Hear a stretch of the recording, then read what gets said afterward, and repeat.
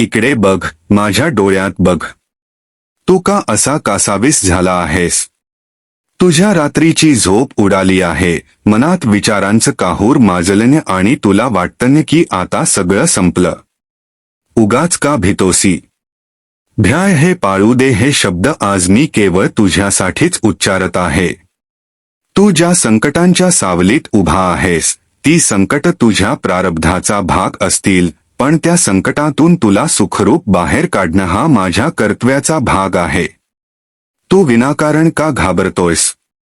ज्याचा हात मी एकदा धरला आहे, त्याला मी कधीच वायावर सोडत नाही. तुला वाटतंय ना की या जगात आता कोणीच तुझ्या सोबत नाही. तुझे अत्यंत जवळचे लोक तुला सोडून गेले, तुझ्या कष्टाचं तुला योग्य फळ मिळालं नाही किंवा ज्यांच्यावर तू जीवापाड विश्वास ठेवला त्यांनीच तुझा घात केला.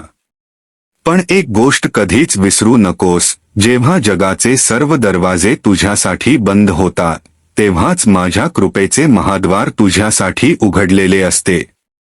तुझ्या आयुष्यात आज जे काही घडतंय ते उगाच नाही.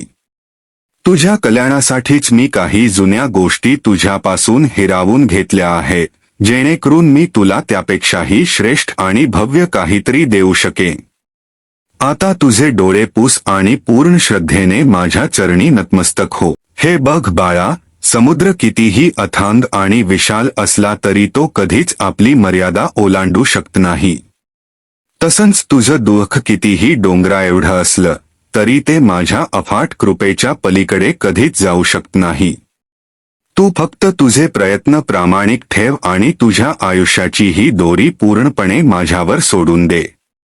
तुझ्या मनातली ही भीती, ही व्याकुळता आणि ही अस्वस्थता आता इथेच माझ्याकडे सोडून दे. तू माझा आहेस आणि मी सदैव तुझाच आहे. या संपूर्ण ब्रह्मांडात अशी कोणतीही शक्ती नाही जी तुला माझ्या मायेपासून दूर नेऊ शकेल. ज्या क्षणी तुला वाटेल की तू जगाच्या पाठीवर अगदी एकटा पडला आहेस, त्याच क्षणी शांतपणे डोळे मिट आणि मला मनापासून हाक मार. मी तिथेच तुझ्या पाठीशी उभा असेन. तुझ्या आयुष्यातली ही सगळी वादळं आता लवकरच शांत होतील.